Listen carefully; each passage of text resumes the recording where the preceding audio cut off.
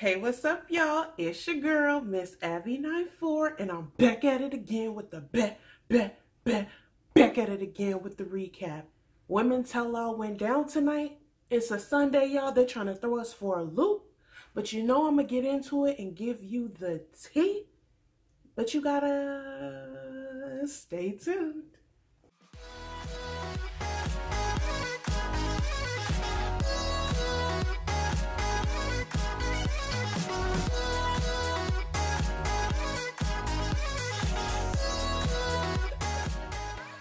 Alrighty, y'all, welcome back to my channel. You already know what it is. If you are new here, thank you so much for joining. And for all my OGs, thank you a million times over. Your support means everything to me. Because this episode was on a Sunday, you know, it's a little out of rhythm for me, but I had to continue to do these recaps for y'all. I do it for y'all because y'all know how I feel about this man. Regardless, the Women Tell All happened. There was a lot of drama, and you know I'm gonna get into it. Let's get into this recap. First of all, this Women Tell All, we know we're coming in with some heavy hitters. Women who want to confront the villain of the season, who is Krystal. Then we have some, you know, tension that's happened between like Tia and Becca and we have some like anger towards Arie. We have Krystal and Arie. So we're looking forward to quite a bit of drama. It's going to be interesting to see what these ladies have to say to each other and also what they have to say to Arie, because you know I'm ready for them to drag him. Chris Harrison invites all of the ladies out, and it seems like they went with the approach of inviting mostly everyone to the Women Tell All. Usually they kind of cut a few people who you won't necessarily remember or weren't like a big huge factor in the season, but they didn't really do that this time. They brought out like people who I literally, I kid you not, when they said Olivia, I swear the only person I thought of was Olivia from another. I was like, Olivia? Wasn't she on another season? I was like, that isn't Olivia? Are they talking about Olivia on Bet? Like, I was so confused. I kid you not.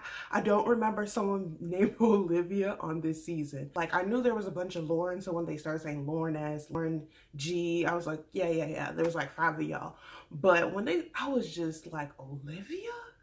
That let me know that they really were extending the offer to quite all of the cast, and I was just like, okay, y'all non-factors better not be talking too much because y'all were not there. Chris Harrison first asked Jenna kind of how she felt about the Bachelor being Arie, and when she first came out, he kind of was like extending that question to her and also Seinne. And so Jenna said that, you know, she was kind of excited about dating an older guy, that, you know, she was kind of into older guys, and so it wasn't a problem for her. As we know, Jenna was kind of the lit, turned up one this season. She was the one that was pretty much always like drunk, partying, dancing, like clearly just there to have fun. No offense, no tea. Like, Jenna was hilarious to watch. But, you know, she had her little fun with Arie, and like you could tell like it wasn't serious for her. Then he opens up the question to Seinne. Seinne basically says that when she first got out of the limo, actually the hardest part for her was when she was going into the house. And Chris Harrison, being the shady boots, man, he had some shady moments this episode. The first of many, he goes, oh, so it was hard to like enter the house? It was harder to enter the house than like meet Arie? And she was like, oh yeah. I was like, Chris Harrison, you're so damn shady. Clocking her like this. He's so shady, man. So she's like, yeah, it was hard meeting him too, and it was nerve-wracking meeting him too, but you know, it was even more nerve-wracking getting in, seeing all the women, and also having to fight for time. So that was like my initial like when I first got in there. So, you know, definitely a cutesy moment there. Then we get a moment of talking about glam shaming. Now, y'all know this moment happened between Marique and Chelsea. And this was on the date when they were like doing the survival date. Y'all remember when I said Marique was like looking in the compass, and like Chelsea clocked her in the confessionals and was talking about how, you know, Marique was not, her head was not in the game. She was just here, you know, pretty. She was brushing her hair, like, and I don't think Chelsea meant anything bad by it. Marika was like, oh, you're glam shaming me, blah, blah, blah. And this was like a debate on the stage. Like, Chris Harrison even had people vote, like, is glam shaming the thing, is it not? I think, like, one thing I did notice was Brittany T, one of our fellow black girls, jumped in and was like jumping down Marika and was like, it's not glam shaming, you're making it up, blah, blah, blah, blah. I'm like, okay, like, I felt like that was a bit of a strong opinion. Maybe she put a title on it. I think it was kind of funny that she put a title on it. But, you know, technically she was saying, oh, she was brushing her hair. She was trying to insinuate that she was more of like a pretty girl. She was into her looks. Usually they call that conceited, but she decided to call it glam. I don't know, but I wasn't feeling all the girls who was like, oh, that's not a thing. Da, da, da. I'm like, okay, she likes to be cute. Like, she wasn't going to win anyway, so I didn't have an issue with her doing all of that. But I felt like some of the girls were like jumping down and saying it didn't exist. And I was just like, I thought it was funny that she put a name on it and like made it a thing. Chris checks in with my girl, Becca, with the pixie cut. Becca with the pixie cut. So he checks with her and he's just kind of like, you know, when you went home, you know, basically bringing up the little issue with Tia. I'm like, shady moment number 2, Chris Harrison. I was like, maybe we were gonna wait, get our feet wet a little bit, like before we jump into the main juicy stuff. But Chris Harrison said, let me give y'all a little teaser. Let's talk about it. He mentions the part about Tia, and then he also says, like, you were consistently, like, your age was brought up, kind of how you feel about that. And I could just see, y'all, Becca was on 10. She was on 10. You could see it in her face. She was very annoyed. And I think Becca has been brewing on this for a long time. She's annoyed that she got painted as this like 22-year-old. Her age was such a storyline. She was not, like, her character was dragged into it. And people were like, you know, making little jokes online. Like, she has been pissed from like a while ago, and you could tell that she's ready to drag, clock, scalp all of the haters, and including the hater on the stage, the snake on the stage who tried it, you know, at the last second. So Becca just is like, I'm really annoyed that people, you know, my character was brought into question, and how ready I was brought into question. And then she said, addressing, you know, Tia, y'all, every time I think about this, I laugh. I could not love this girl more. Like, I don't know if I could love her more. The way she decides that she's about to drag Tia. Like, y'all, just get your tea ready, whatever, your snack, and let me break down what just happened, what happens in this moment. So she says, you know, Tia, I felt betrayed because you decided that you were going to basically tell Arie how you felt about me and like go to him and basically try to get, you know, get in the way and betray me at the last second. And she was like, and Tia was like, oh, the reason I did it was because I couldn't fathom the fact that I was all up in my emotion and I felt like, you know, you were saying certain things kind of like behind the scenes that made me feel like you weren't ready. And so I couldn't even imagine like how I was feeling in comparison to how you were feeling. And I felt like I needed to let him know that. So I'm like, okay, Tia the rat, like whatever, like sure, cool, like you have an explanation at least. But what was funny was okay, Becca was like, you had all of this on me, you heard this from me, but she said, I feel like I, at my age of 22, have had plenty of relationships. I've fallen in love. I've had feelings of falling in love. I've had guys treat me like a queen. I've been in healthy relationships. And she's like, to be honest, what we've heard from you is that you've dated nothing but assholes. So how are you going to tell me how ready I am for a relationship with Arie? And I was just like, the drag is so, y'all, Becca, there is nothing Tia could have said after that, because it literally was just like, oh, in the audience, some people were clapping. I would have been hollering. Do not do stupid clown shit. Like, it never works out. It just doesn't. And she has a point. You have said to the camera and to all of America that you date assholes, and yet you are going to comment on somebody else and how ready they are. It doesn't matter how you felt, Tia. No matter how you felt, you shouldn't have taken it to Arie. Point blank and a period. Then it's time for us to get into the main event, Krystal. So first of all, when he mentions Krystal, all of the girls jump on it, like just like pounce. It's just like they're ready to attack. And that always happens at these women tell-alls with the villain. And honest to God, y'all, usually I get really annoyed by like minute 3 when they start grilling the villain. But I honestly can say that her segment had like just great, like a great trajectory. It was very entertaining from start to finish. And I think that she handled it quite well. So the first person to really come at Krystal is Caroline.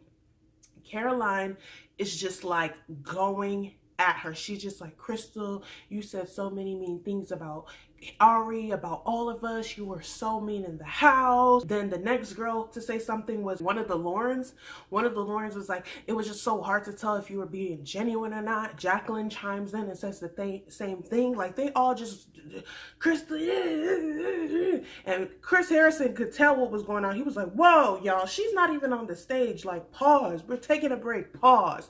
So he shuts down the conversation and says, when we come back, Krystal will be on the stage and like they can address her properly. Like the girl couldn't even make it to the stage before they wanted to pounce. And Krystal joins Chris Harrison on the stage, and then he formally invites, you know, the girls to address her. So again, Caroline, deciding that she wants to be Captain Save-A-Ho, wants to address Krystal on behalf of everyone. She's just like, you were so mean. You mocked everyone. You called us pathetic. You called us a C-U-N-T.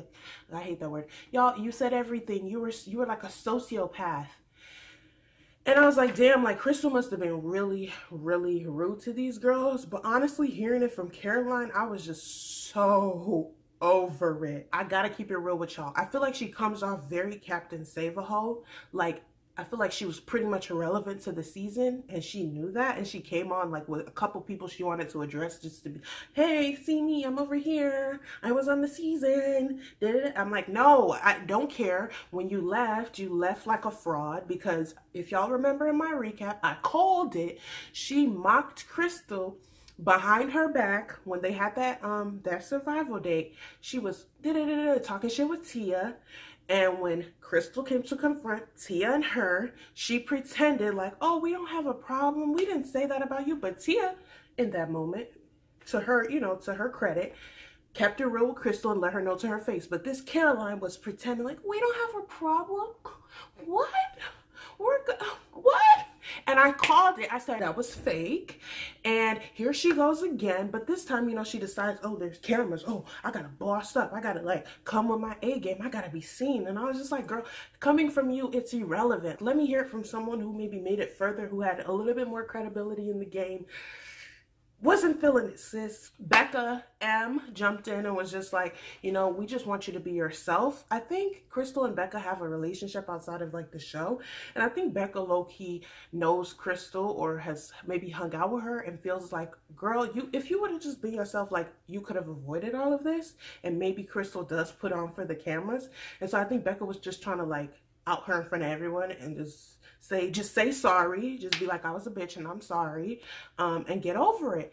And you know, Krystal heard that and she was like, she just kind of chuckled. Honestly, Krystal was the queen of having these girls shook. No matter what you want to say, the truth of the matter is Krystal saved this season.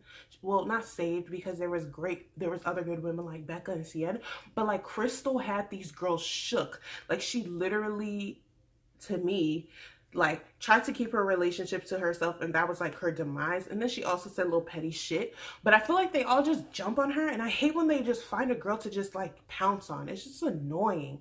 I'm like, I understand she did things wrong, but I don't think like Krystal was this like evil, like conniving person. Yeah, she got called off by Seinne for saying like they were pathetic and they were desperate and things like that. Like that obviously is not cool, and she should have apologized for that.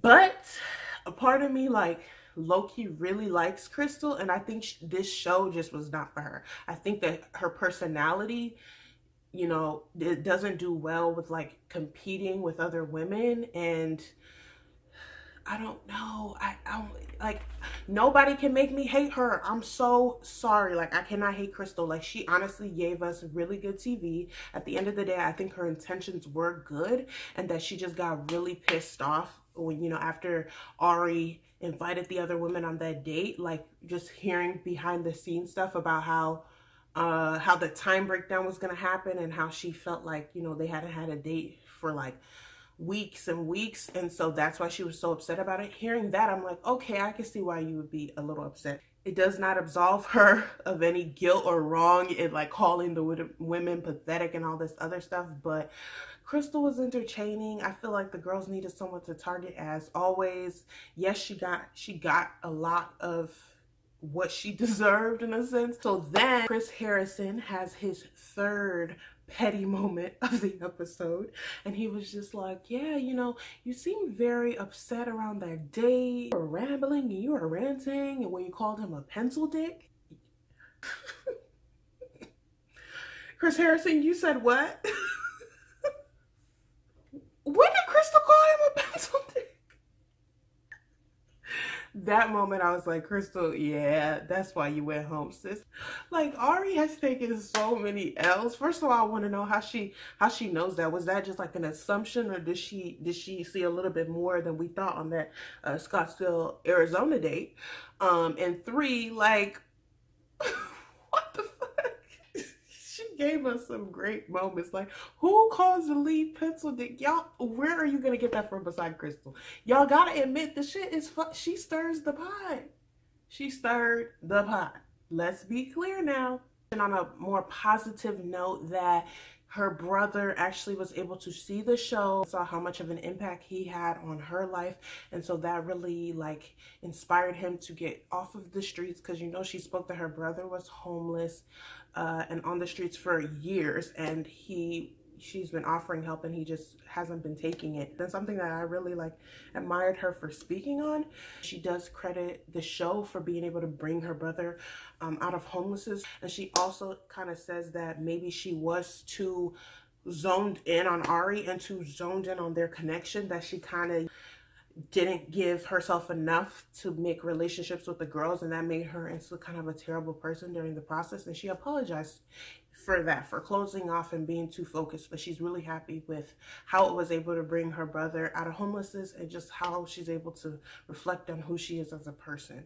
I appreciate her acknowledging the women's feelings a bit, not all the way. She didn't really say sorry for all the right things, but, you know, she's leaving to me as that bitch. She had everyone mad, but, you know, she did try to do some cleanup at the end and try to appease some of the things she did wrong. But honestly, can't bring myself to hate the girl. I think she was great TV, but I also think that it's not cool that people bully and called all her, like, just all the bad stuff that comes with it is not cool. She made a lot of mistakes, and I dragged her for what she did. I told her when she was wrong, but overall, Krystal handled this situation, to me, really well. For having all of the girls coming at her, she held her own, and I'm not mad at it. I'm not mad at it. Then Chris Harrison actually calls up my favorite Seinne to the stage, and I'm so excited. First of all, she looking bomb AF, man. She all white. I think it's a white dress. It was like cold shoulder, just looking like a glass of chocolate. Chocolate milk with the where am I going with this?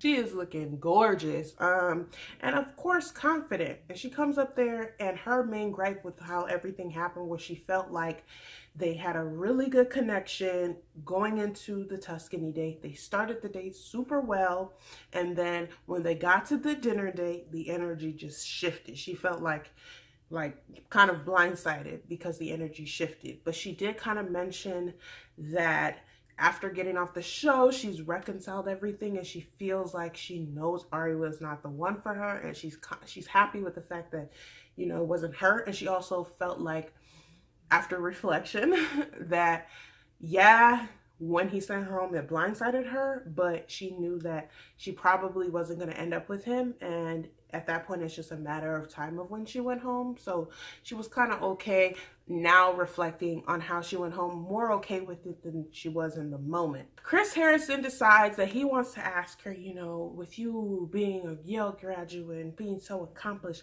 how do men handle your accomplishments?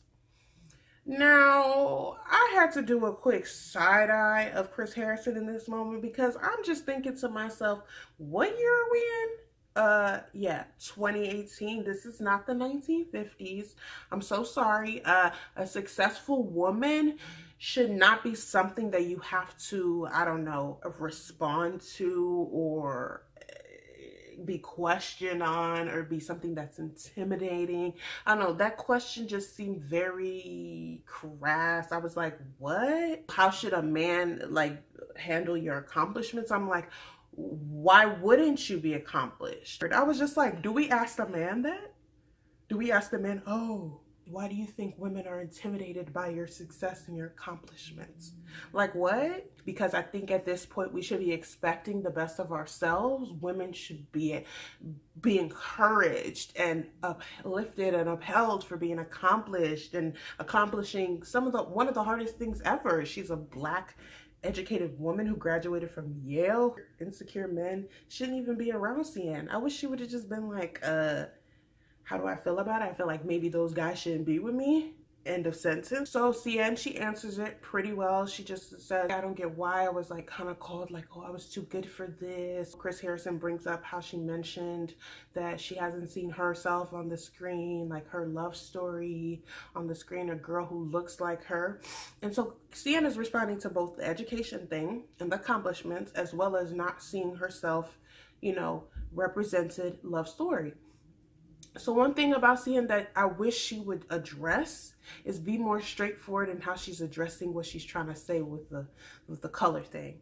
You know, Seinne is very diplomatic, and sometimes I think to a fault. I want her to get to the meat and be like, no, like, I wasn't able to see Black girls in, you know, in beautiful relationships. It's not a common thing to see that love story, and that bothers me. And also, I am a successful woman. Get over it. I wish she would have came with that confidence, but Seinne, you know, just trying to be more like humble about it. Like, why do people get so weird about my success? I want all little girls to be able to see me and see me as a role model. I want all little girls. I'm like, it's a little too diplomatic, and I'm just like, yeah, it's cool for you to be a role model for everyone, but I think you're trying to say something. You're trying to almost like bring yourself down, like self-deprecating a little bit to kind of appease, so you make everybody else more comfortable. Sis, you don't need to do that. You can be confident in yourself. Be proud of that. Be proud of what you're trying to say. Be proud of these accomplishments. And, you know, accept when people say, oh, maybe you're too good for this show, because maybe you are. Maybe not necessarily the show. Let people say that. And yeah, you might not agree, but don't be like, I don't understand, like, why people, you know, think I like my education. Or like, girl, accept it. You're a boss. You're beautiful. You're so much more than I think you're letting on. I don't know. I wasn't really vibing with her. I felt like I was getting this like self-deprecating vibes, and I was not happy about it. Seinne, sis, you're my favorite. You're a queen. You're everything. And I just want you to stand up and just embody that and always say that. If you would have done that more in this moment, I'd be happy. But of course, I'm just happy to see you. I think it does come from a place of being humble, and you don't want to say it. And that's why people like me are here to say it on your behalf. Be confident in that, express that. And it's not a bad thing. You're very accomplished.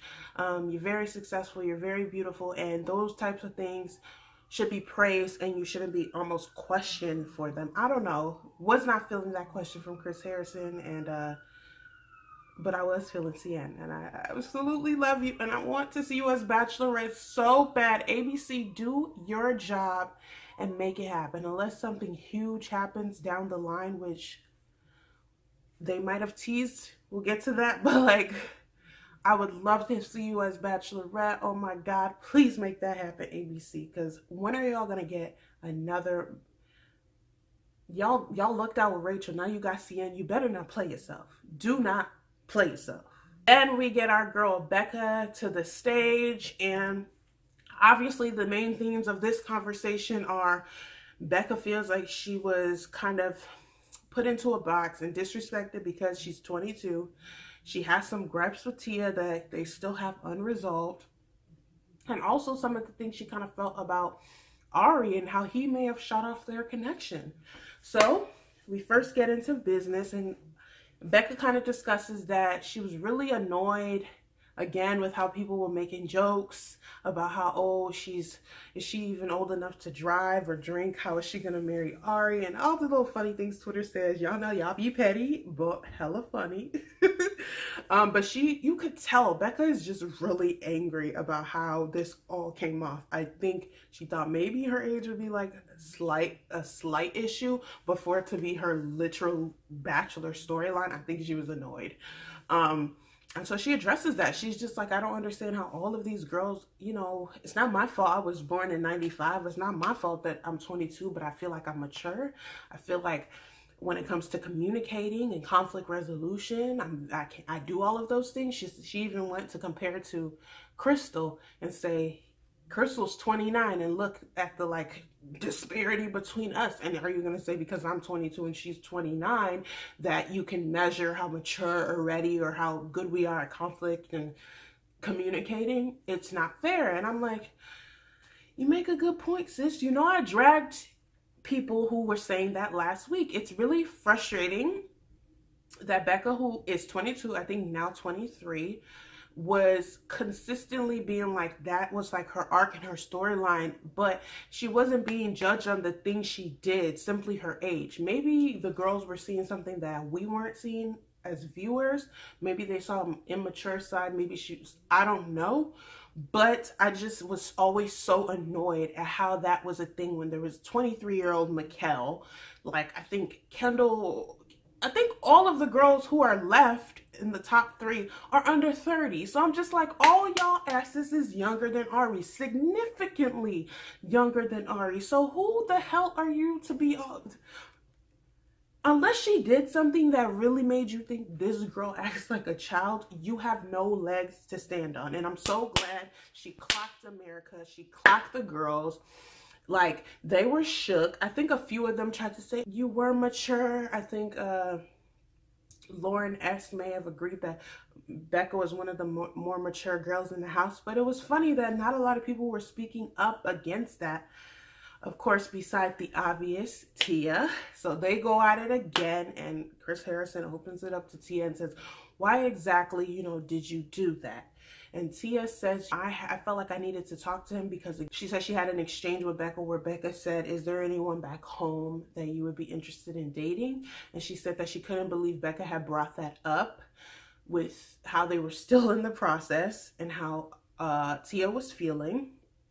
She said that because of that, she was like, yo, Becca is not really here for you. Like, she's not really into it. Personally, that's really fucked up. To be honest, we know what it is. As much as I love my girl Becca, I know that, you know, half of her was in it, and the other foot was out the door. I'm not mad at her. It is what it is. Like, I don't want you to be with Arie anyway. And if she said that, like, Tia clocked the T, and like, sure, it wasn't right. But still the point stands. That was not her place to tell Arie or to get in the middle of that. I don't care what the circumstances were. It was just not her place. And I really, truly believe if he liked Tia over Becca, his choice would have been the same regardless of what she said. So that was just not a good enough explanation. Miss Harrison was like, do you regret saying it? And she said, maybe I regret, you know, bringing it up to him, but honestly, I would have regretted it more if I didn't say it. Basically saying like, sis, I ain't sorry. And Becca was just looking at her like, yeah, we ain't never gonna be cool again. Becca was just looking at her like, you really ain't gonna take it back? Like, I'm giving you a chance to take it back and you really about to sit up here and tell me you ain't sorry? Okay, we really bet we're not gonna be cool ever again. Like, I was peeping all of the side eyes, and it's just unfortunate. I wish Tia would have just been like, you know what, I heard that, And at the moment, I thought that that was the right thing to do. But now reflecting, I realized that that was a bad move. I'm sorry, but she didn't do that. And so for that, she still remains what I called her before. She still remains like not getting my vote for Bachelorette. So they also address Becca and her missing person story. Y'all, I'm sure all of y'all have heard this. Basically, Becca got off the show and went up into the mountains, or the whatever, mountains, marijuana farm, whatever it was. She goes on a little getaway with her friends, loses cell service. This is after she leaves the show, after she's done with filming. She tells her mom she's going out with friends, and she'll call her mom when she gets up to this place that she was going, and that she'll be there for a few weeks. And so she didn't call her mom for a couple of days after telling her mom that she would. So obviously her mom is like gonna be scared and shook. Like, you're going on a trip. It's like when your mama tells you, call me when you land, you know, like, and you don't call.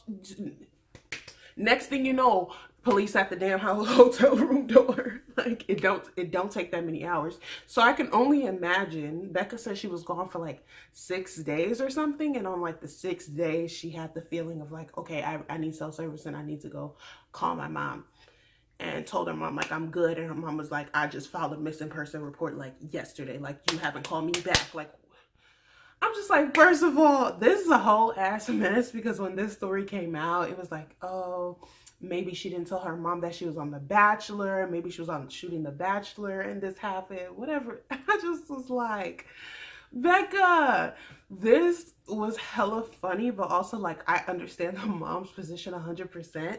Like, there is no way in hell I tell my mom I'm going somewhere and I don't call her when I said I was gonna call her, and there's not like police at the door. Like, it's just, there's just no way.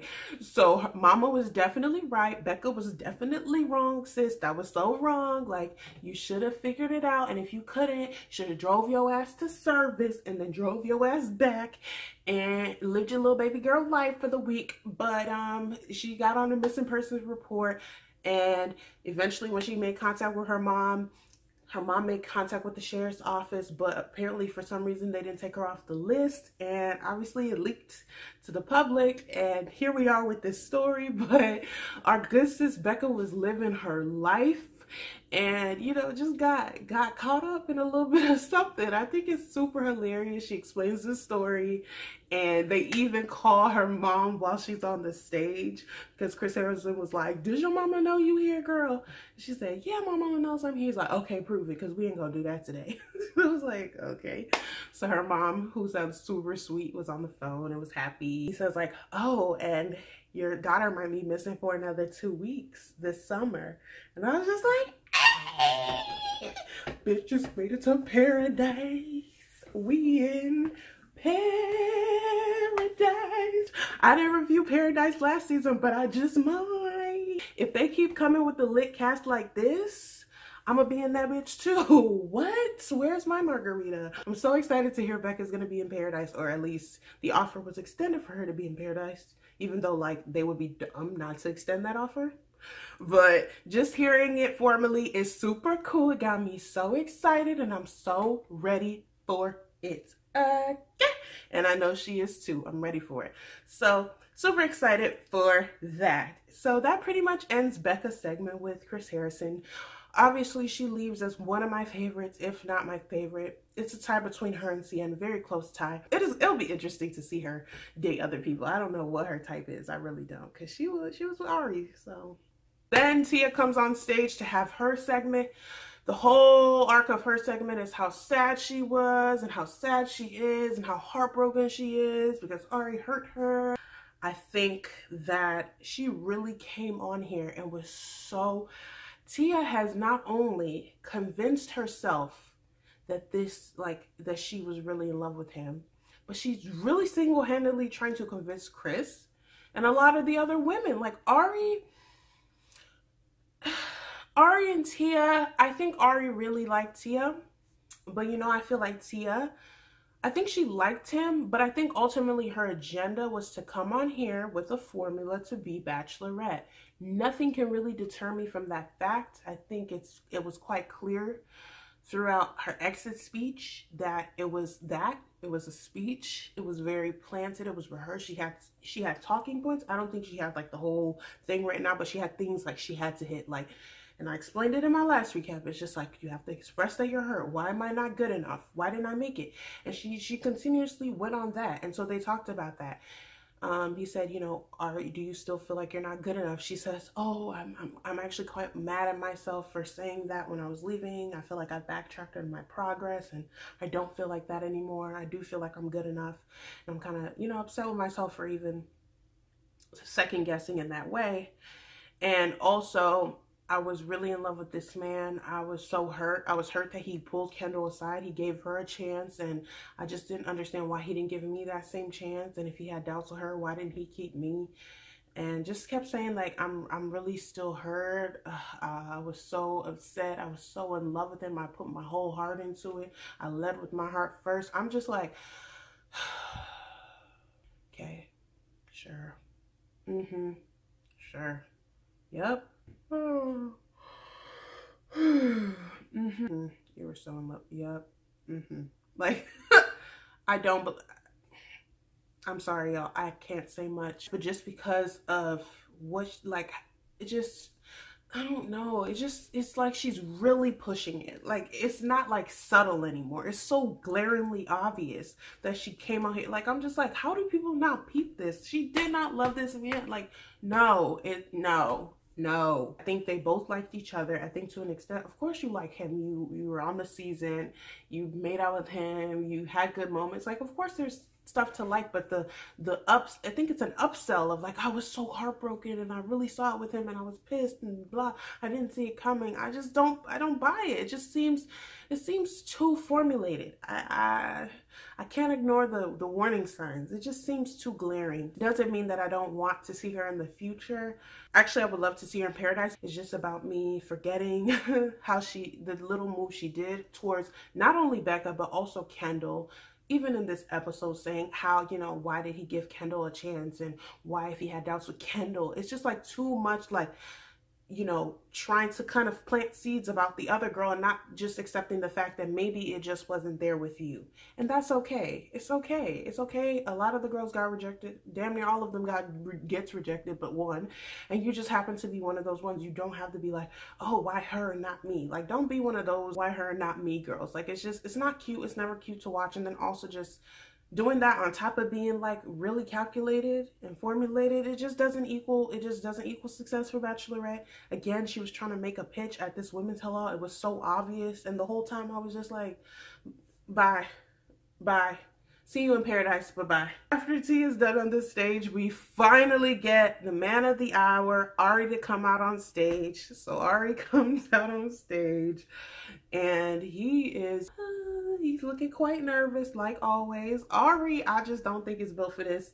He was never made to be the Bachelor. He seems like a guy who needs to just be focused on one thing at a time, and that's okay. That's what most of us like to do anyway. This whole thing is bizarre. We know it's bizarre, but I think Arie, he's not made for this type of TV. He just gets too nervous. But I guess I respect him for coming on here and trying to do his best and find somebody and really be genuine in finding somebody. Yes, he stumbled along the way, and yes, he sent home my favorites, Becca and Seinne, and yes, I'm still upset about it, but yes, he also allowed them to dodge the bullet of actually ending up with him. So I'm not really mad about that part, but I really do hope that he finds someone. So the first thing they address is actually his relationship with Becca, which, you know, they start and Becca says, you know, I feel like as soon as you heard my age, it was kind of like over for me. Becca also said this in her part when he wasn't out. She said, I felt like he was more insecure about my age and being too old for me versus me being too young for him, which I think is very powerful. And so when Arie is sitting down and he's talking about it, he does kind of confirm that once he heard her age, he like reserved his heart. And, you know, on their first one-on-one date in Lake Tahoe, he tells her that from that date when he kept her, he was thinking with his heart. Y'all, go back to my recap. I think that was week 4. Did I not tell y'all that it was like him keeping her in that episode was like a war of his head and his heart? And when he kept her, it was like his heart talking. Then he said after that, it was like he was operating with his head. Y'all, stay woke. Y'all, stay with me. I'm telling you, called it. He literally confirms that after he heard her age, he really was guarding his heart and being more protective and being like, this girl is a risk and I can't take this risk, you know, she's too risky. Like, she's young. I don't think she's ready. And honestly, you know, it changed the trajectory of their relationship. I told y'all, he was into this girl. He literally says he led with his heart and that Becca had his heart up until that day. When I tell y'all, I was just like, black girl who watches The Bachelor? Prophecy. He played himself. Honestly, I think Becca was the most genuine. Their connection was the best. Nobody can convince me otherwise. And I definitely think that I'm not upset with him for reading the signs and saying, maybe, you know, this girl could hurt me. But I do agree with Becca that it was his insecurity. Do I think it would have worked long-term outside of the house? No. But do I think that he should have given him more of a chance and given her more of a chance, given how he really feels about her? I really genuinely feel like up until that point, that was the girl he was going to pick. I really wonder if she hadn't told him her age, if things would have changed. If she would have kept her age or lied about her age. I know that's pretty much not possible. But I really think if this girl was like 25, she would have won. I really think so. And I think he thinks that too. And he agrees that he closed himself off. He apologizes to Becca for it and says, yeah, I really stopped giving you a chance, to be honest. And, you know, I think that's really enough for Becca, seeing as how she probably didn't want to end up with him anyway, let's be clear. But getting him to admit that he stifled the relationship was enough for me, honestly. And it just confirmed what I already knew, that Becca was the one up until her revealing that age. So good for Becca for getting that cleared up and for getting that reassurance. Then we actually get, you know, the girls in the little audience get to address him. And Caroline, you know, I already call her Captain Save-A-Hole. Again, this is where she decides that she needs to address something that's on her mind. And she says, I know what you did. And Arie's just going, like he's looking really awkward and very like tense and on edge. And she's just like, I know what you did. I don't know why you did it, but I hope you're happy. I'm just like, what the fuck is she talking about? Like, first of all, I'm like, what? Caroline and Arie's relationship, nothing to talk about. So clearly she came on this Women Tell All to just insert herself in some drama, insert herself into some stuff that had nothing to do with her. So I'm wondering, is she talking about her relationship with him? Who is she talking about? But I think they're teasing that she's talking about the finale or what happens. All I know is that was a very awkward moment. Like, y'all, I literally hate awkward moments. I hate watching them. So I was literally cringing like, ooh, why is this so tense? Like, oh, I was literally like, what are you talking about? What are you talking about, sis? Arie did some shit and I need to know what he did. So the jury, me, I'm getting ready. If he did some dumb shit, which I know he did because it's Arie, I will drag him for it. So if that's what's to come this season is going to end with a bang. And you know I'm going to go in on that recap. So if Arie did some dumb shit, like Caroline is kind of alluding to, oh, the drag will be real. We actually get to see Krystal and Arie kind of talk about their relationship. Now, Chris Harrison points to Krystal and says, Krystal, do you have anything you want to address? And she's like, can I actually come up on the stage with Arie? I'm just like, okay, sis, you must like awkward situations because I don't really think that's a good idea. But she does it anyway. She goes up and they're looking at each other and she basically starts and says, I feel like when you sent me home, it was very cold. And up until that point, we weren't really cold with each other. Arie was like, I think that's fitting based on the circumstances. I was just like, oh, is this Arie Lyondike Jr. speaking? What? I'm like, did he just say that? And then she was just like, oh. Then she was like, oh, really? And he was just like, I saw a very different person. I was very disappointed in what I saw. I feel like you were completely different from what I got to know when I watched it back. And it just made me feel like maybe I dragged it out too long. And I was just like, oh my God. Arie came prepared tonight. He was not having it with Krystal, y'all. He was ready to drag her. He was ready to let her know. I cannot believe that the Arie we've been watching all season, the timid, goofy, weird Arie, came to drag Krystal like this. I'm like, damn, I almost feel bad for Krystal. But then I'm like, damn, Arie, I'm hella proud of him for standing up and being like, you know what? Like, no, I'm nice to a fault, but no. And then Chris Harrison being oh so petty with his petty moment, probably number 55 this episode, inserts and was like, oh, also when she called you pencil dick.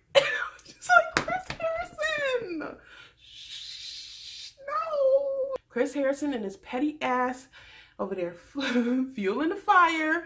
And I was just like, this moment was intense. But I think ultimately they left on a note of like, kind of like, oh well, type of thing. She said, I was pissed. I apologize for saying the things I said because I was very angry. That that group date where you extended the time, it really just was like a domino effect for me.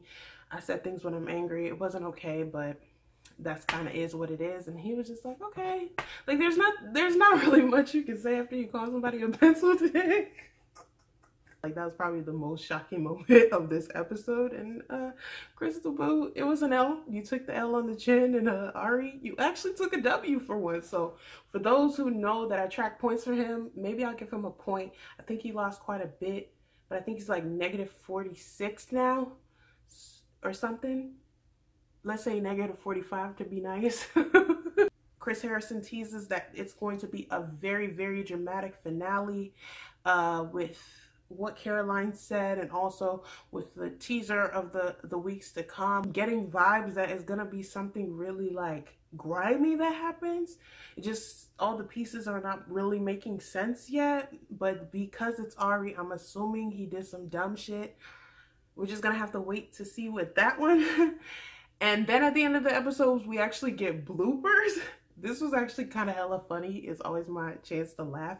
And one thing we learned is that Arie says "mer" like all the time. Like whenever he's just trying to say like blah or like my bad or I messed up, he'll like be mid-sentence doing an ITM like, and we are in Tuscany, mer, and Becca and I, mer. I'm just like, I was dying laughing. I was just like, what the fuck is wrong with this man? Yo, he was not meant for this. Yeah, ABC, never again. Never again. He's such a nice guy. He's probably so great in person, but this is not the type of person that needs to lead an entire show for weeks and weeks and weeks. It's just not. Mert.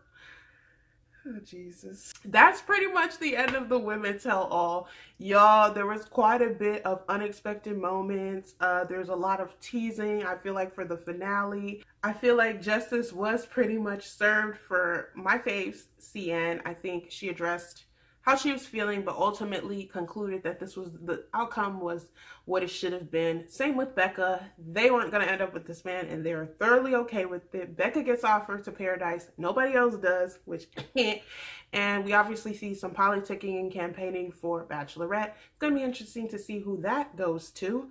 Hopefully someone that I can watch. I don't want to have to suffer again. There were some good moments. They went in on Krystal. She handled it very well. And ultimately, I think that there was obviously the girls who always try to insert themselves. But for the most part, it went off. People got their issues off their chest. They addressed what they wanted to address. It was a decent Women Tell All. So I'm not mad at the outcome. It was okay to watch. Never put it on a Sunday again. I have things to do and prepare for my week. And now I'm going to be editing this video. ABC, don't try it again. But I hope y'all enjoyed this recap. You already know what you got to do. You got to like, you got to subscribe, and you got to leave a comment. Okay. Make sure you hit the notification bell as well so you get notified of when I upload the next recap. There's going to be another episode today, which is probably when this will go up. You have to stay tuned. You have to like and you have to subscribe. Like, thank you for all the love and support. Y'all be good this week, and I will see you in a few days.